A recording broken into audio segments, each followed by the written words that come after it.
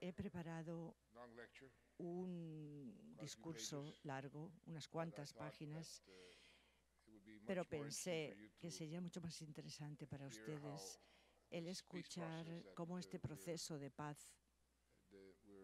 que estamos a punto de celebrar se hizo, los detalles de cómo comenzó. Así que simplemente voy a leerles la conclusión, que es un resumen de lo que quería decir. Y que dice: el liderazgo se trata de hacer los mejores esfuerzos para hacerlo mejor que la vida.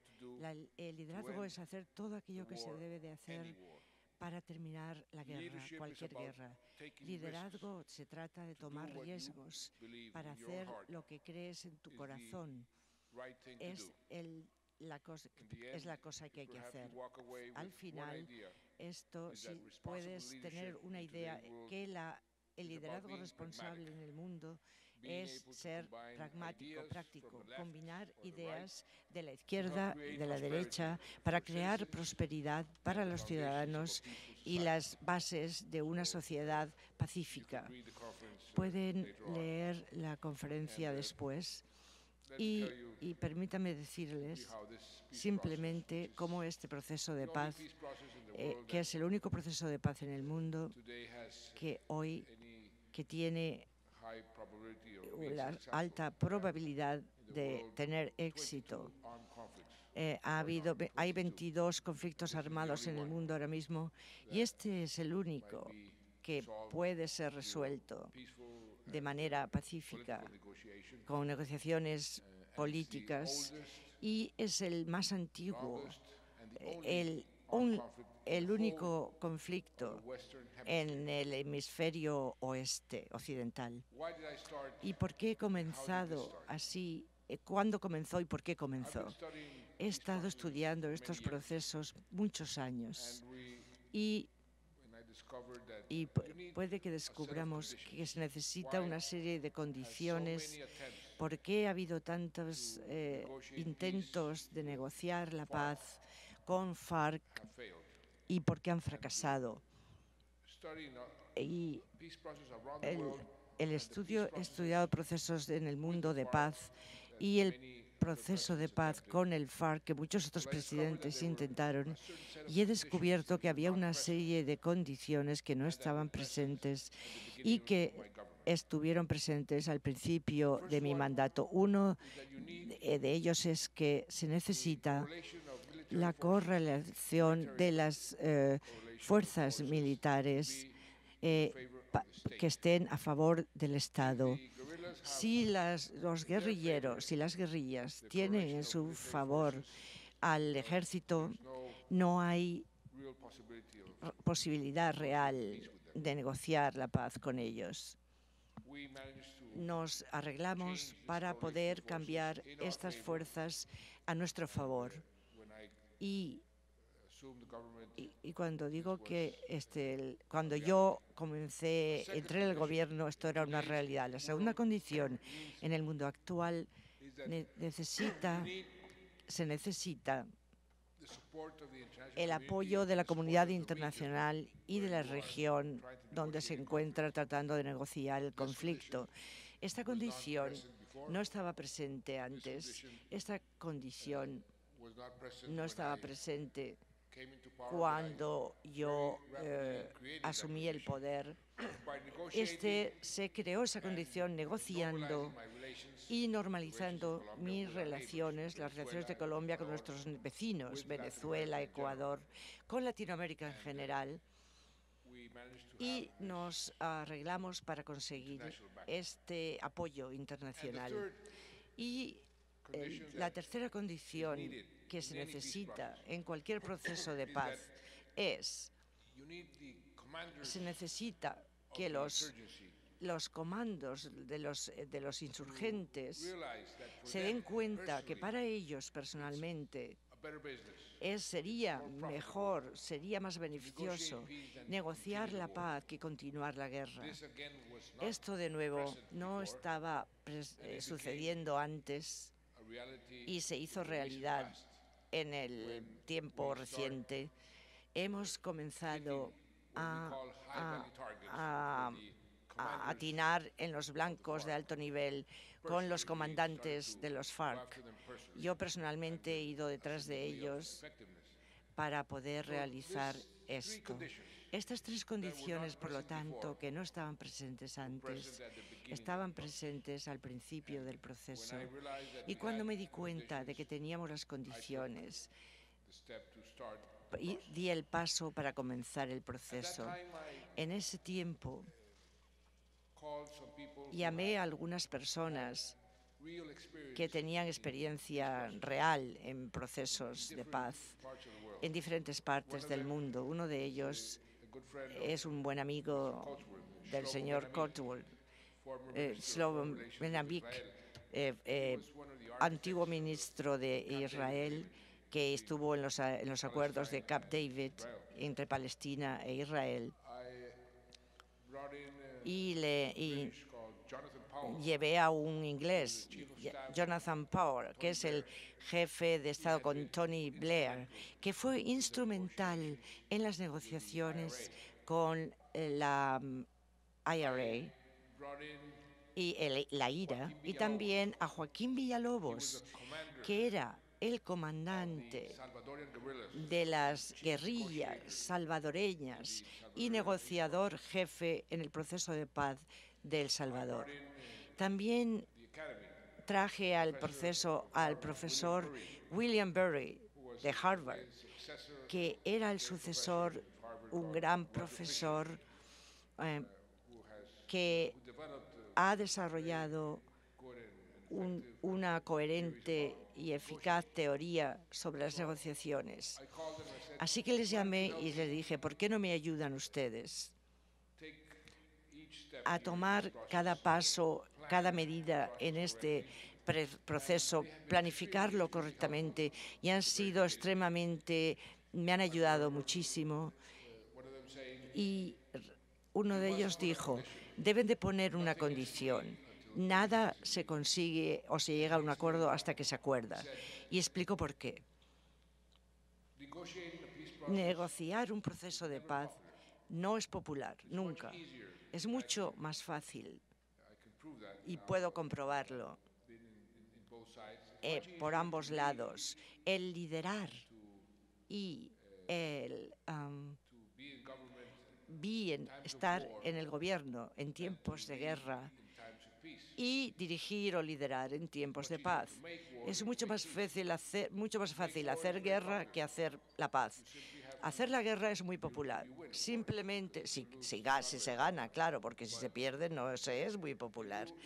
Pero si se gana, demostrar los trofeos al público y la gente aplaudirá y se juntan las fuerzas y se continúa.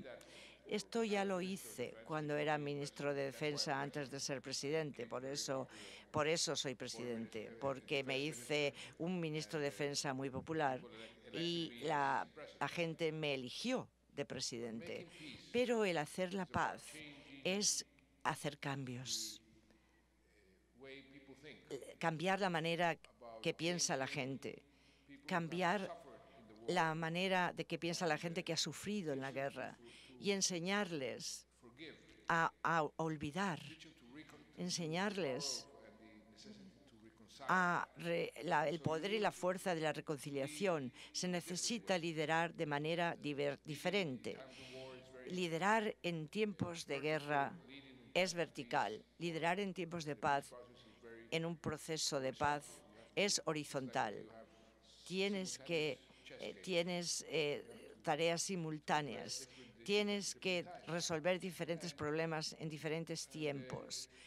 Y el mero hecho de, como Shlomo dijo, de que te vas a sentar con tus enemigos, esto se pone en tela de juicio, porque siempre hay algún grupo de gente que dice, no, tienes que aplastar, tienes que matarlos, a todos, hasta el último, pero el mero hecho de que te sientes con ellos te va a hacer no popular. Pero cuando comienzas a negociar y comienzas a hablar de los beneficios de la guerrilla, entonces te haces todavía más impopular, porque la gente dice, ¿por qué el presidente está hablando de darles beneficios a ellos?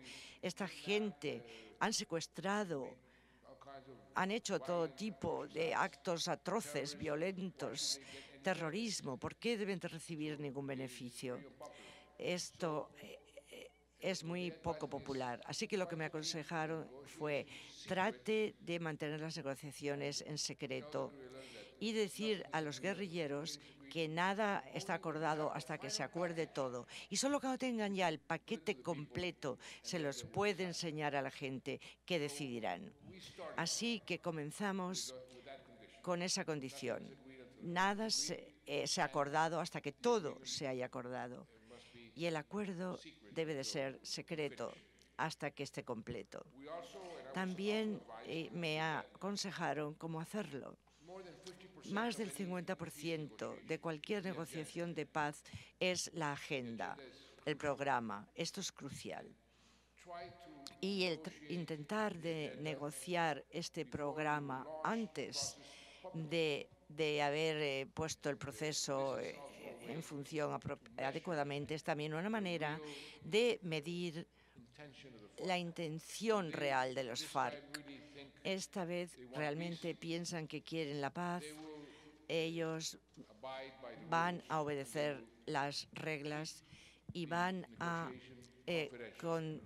hacer que la negociación sea privada, confidencial.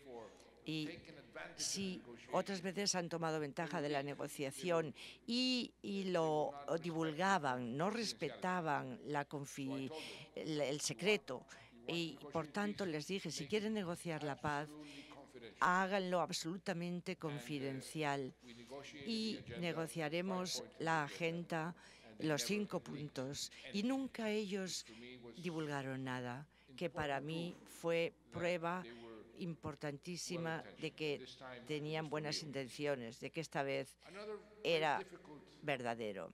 Otra decisión difícil que tuve que tomar fue, ¿debería negociar en mitad de la guerra o debería de aceptar un cese el fuego bilateral?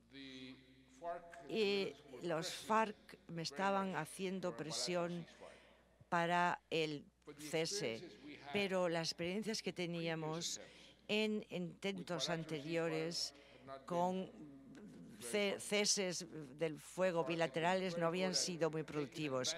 Los FARC son muy buenos para tomar ventaja de esta situación y para tomar nuevo oxígeno, para fortalecerse políticamente y militarmente. Así que dije, no hay cese el fuego. Otra razón para que no acepté el cese el fuego fue porque se le permite a los FARC estar en la mejor de las circunstancias. Están armados, están manteniendo discusiones con ninguna presión militar. Así que es engañoso y hacer esperar que las negociaciones para siempre. Tomé esta ocasión para luchar y hablar al mismo tiempo. Y usé el primer ministro de Israel, Rabin, que usó la frase cuando negoció con Arafat, que dijo, negociaré la paz con estos terroristas, como si no hubiera terroristas en mi país, pero perseguiré a los terroristas en mi país como si no hubiera negociaciones de paz que estaban en charlas. Y usó otra frase similar, y comenzaré el proceso de paz en mitad de la guerra. Y entonces mi consejero dijo, mi asesor dijo, esto es lo más difícil y lo más costoso para usted políticamente, porque la gente le va a dar el beneficio de la duda por algún tiempo, pero se cansarán de ver esto fundamento confidencial, de ver el proceso de paz por una parte y al presidente hablando del proceso de paz, pero al mismo tiempo viendo que la guerra, y comenzarán a cuestionar su credibilidad, su verdad, su sinceridad, y esto le va a costar políticamente. Pero es la manera más efectiva y la más breve para llegar a tu punto de destino. Así que dije, vamos a tomar este paso, el paso más corto. Y así es como comenzó. Negociamos los 5 puntos de la agenda del programa.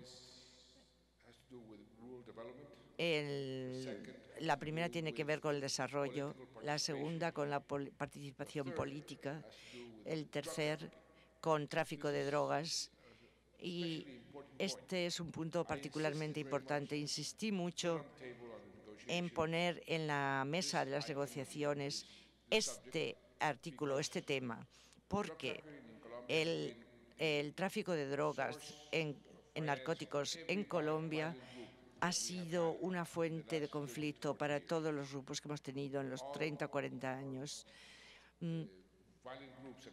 De los grupos violentos que hemos tenido y de los que tenemos todavía, muchos, están relacionados de una manera u otra con el tráfico de estupefacientes.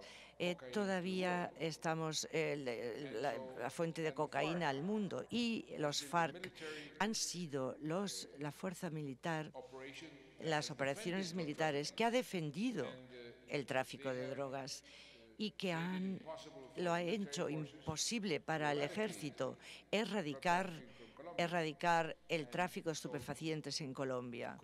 Así que para convencer a ambas partes de cómo, porque siempre he dicho que ellos dicen que no son traficantes, que los beneficios de los que financian a los traficantes, pero que no son traficantes. Ellos dicen que ellos no son, que financian las operaciones militares con las operaciones de drogas, del tráfico de drogas. Por tanto, insistí en poner este punto en el programa en un lugar importante. Y el otro tema era las víctimas, los derechos de las víctimas, los derechos a la justicia, a la verdad, a las reparaciones y a la no repetición. Estos son los derechos que se incluyen en la justicia código transicional, que es parte del derecho internacional, para facilitar estos procesos en el mundo, y está bajo el paraguas de la Corte Criminal Internacional, que tiene que ver con esta Corte Transicional, y decidí poner a las víctimas por primera vez. En mi país nunca se había hecho esto, que las víctimas fueran el centro de la solución del conflicto y sus derechos, porque hemos tenido tantas víctimas,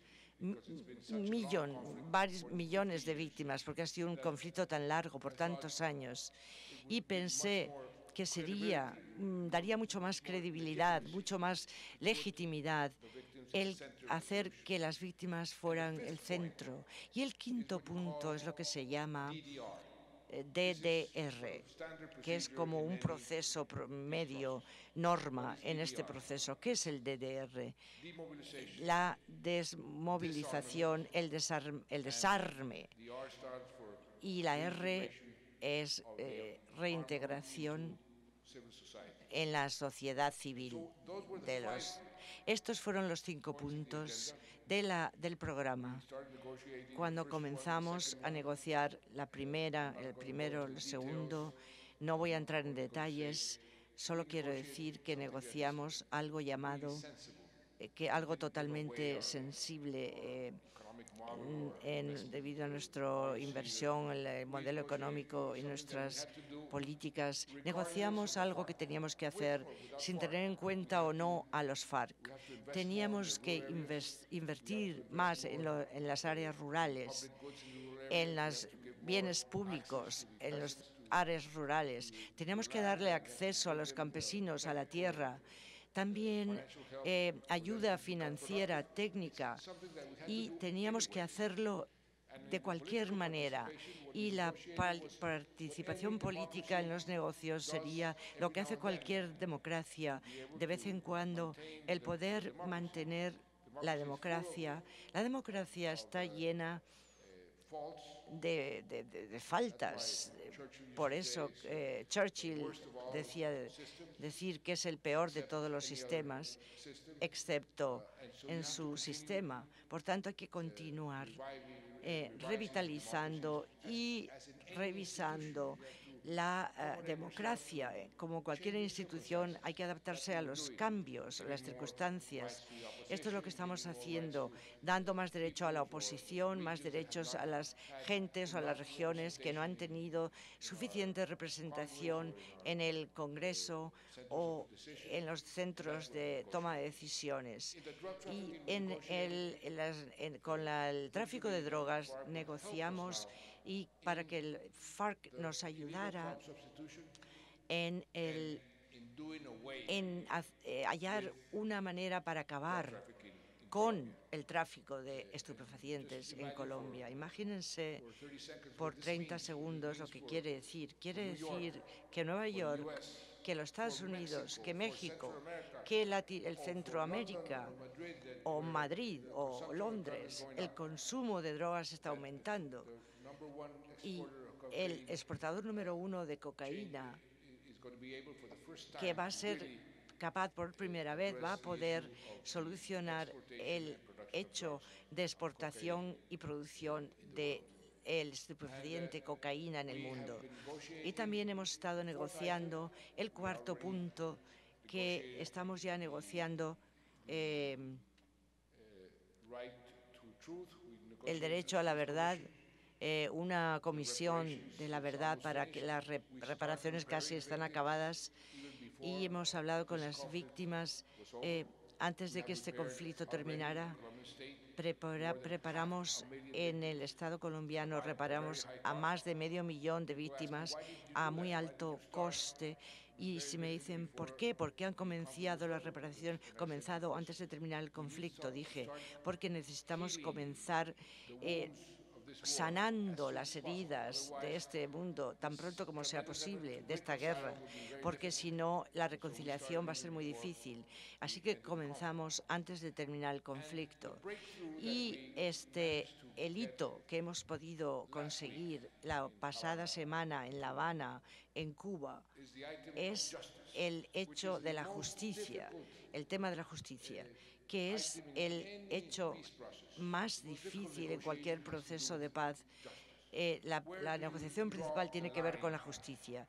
¿Dónde se pone el límite entre la paz y la justicia? Si le preguntan a una víctima normal, siempre dicen, esta línea tiene que ir, este límite tiene que ir más hacia la justicia. Quiero más a la justicia. Si se le pregunta a una víctima futura hasta dónde tiene que llegar el límite, siempre dicen, no, quiero más paz, porque no quiero ser una víctima en el futuro. Así que es una negociación que en este caso tenemos que tomar en cuenta nuestras obligaciones, deberes internacionales, el hecho de que somos parte del Tratado de Roma, nuestras obligaciones jurídicas internacionalmente. Tenemos una Constitución que, por ejemplo, prohíbe amnistías, que ya las hemos visto antes. Tenemos que tomar en cuenta la opinión pública internacional, tenemos que tener en cuenta la opinión pública de Colombia y al mismo tiempo llegar a un acuerdo que sea aceptable para los FARC. Para cuadrar el círculo es muy difícil. Es lo más difícil en todas las negociaciones, y esto es lo que conseguimos la semana pasada. Pudimos crear un sistema de transición con el tribunal, donde la mayoría se puede hacer, porque no se puede intentar todo. Este es físicamente imposible, pero se obtiene los más responsables y el proceso se investiga, se juzga por un tribunal especial y entonces se condenan y se aceptan. La meta de no hay impunidad, y esto esto está de acuerdo con el estatus internacional, y esto fue el gran hito que pudimos conseguir lograr la semana pasada, porque el FARC se había resistido y dijeron con buenos argumentos: ¿por qué deberíamos de ser el primer grupo guerrillero en la historia mundial que vamos a dejar las armas y ser condenados o ser sentenciados? ¿Por qué vamos a dejar las armas? Tuvimos que explicarles que si querían realmente participar en la política, tenían que hacerlo. Esto son las nuevas reglas del mundo actual para que podamos conseguir lo que conseguimos la semana pasada. ¿Qué falta? ¿Qué falta en el DDR? Donde voy a poner por primera vez también 5 generales y un servicio activo para ser los que negocian eso, donde cómo un cese de fuego bilateral va a ser implementado, cómo es que el FARC va a desarmarse y cómo es que ellos van a ser incorporados dentro de la vida civil, vida normal. Esto es lo que falta, y también nos imponemos como una fecha límite. Tiene que ya ocurrir en más tarde 6 meses contando desde ahora, marzo 26. Tenemos que apurarnos, y si podemos terminar, y seguro sé que vamos a terminar, entonces después Colombia va a tener paz por primera vez en 51 años, y esto va a cambiar todo para nuestro país. El costo, los gastos de esta guerra ha sido enorme económicamente, socialmente, familias que han sido derrotadas, quebradas, heridas que fueron abiertas por muchos años. Ahora podamos clamar, y con la expectativa, y lo dije en la Asamblea General de las Naciones Unidas, espero venir el año que viene y decir que soy presidente de un país normal, un país en paz. Y eso es lo que tenemos, eso es lo que hemos logrado hasta ahora. Y esto ha sido algo difícil, como dije en el comienzo. Creando la paz es mucho más difícil que creando guerra. Hay enemigos del proceso, siempre, en todo proceso de paz. Algunos grupos empiezan a quejarse que no ha hecho suficiente, tienen que castigarlos aún más. Ellos se inventan cualquier razón que encuentren. Pero si tienes, y es muy claro, y tengo que decir que estos consejeros, asesores internacionales, han ayudado tanto para ayudarme a mantener el curso, y después, en el fin, las cosas van a funcionar en la manera correcta. Y eso es lo que yo espero poder lograr en menos de 6 meses. Paz en Colombia tiene afectar a la región entera, porque este conflicto ha afectado a la región entera, y la región se ha dado cuenta de esto, y por eso es que la región entera, en total, sin excepción, ha apoyado este proceso desde un comienzo. Esto ha sido muy útil. Yo tengo unas grandes diferencias con Venezuela y el régimen de Venezuela, y tenemos diferentes visiones, pero ellos me han ayudado en este proceso de paz, y como todas las otras países en América Latina. Y yo dije que el Estados Unidos está comprometido completamente. Nos van, porque para los Estados Unidos también es un éxito. Hace unos 15 años atrás, Colombia iba a declararse un estado fallado, fracasado, y el presidente Clinton vino a Colombia con el orador de los representantes y lanzaron el Plan Colombia para salvar la democracia de Colombia, para darnos los instrumentos y las herramientas para convertirnos una democracia viable. Entonces, ahora, 15 años después, podemos decir que somos el país que está desarrollando más rápido en América Latina, o de la economía más grande, el país que está reduciendo la pobreza más que otro, o la pobreza de extremo que cualquier otro país. Hemos creado mucho más empleo que cualquier otro país, y eso es todavía dentro de la guerra. Imagínate qué podemos lograr si no tenemos la guerra. Y para los Estados Unidos esto ha sido el bipartisan iniciativa de política extranjera, y el proceso de paz es como las fresas en el pastel. Como dijo Obama, me dijo, tienes mi apoyo completo y vamos a continuar a apoyarte después del post-conflicto, y lo agradecemos, lo necesitamos. No es solamente un éxito para Colombia, pero para la región entera, y espero que cuando regrese a la Universidad de Colombia puedo regresar y decir, hemos terminado el conflicto, somos Colombia con el O, es un país con paz. Gracias.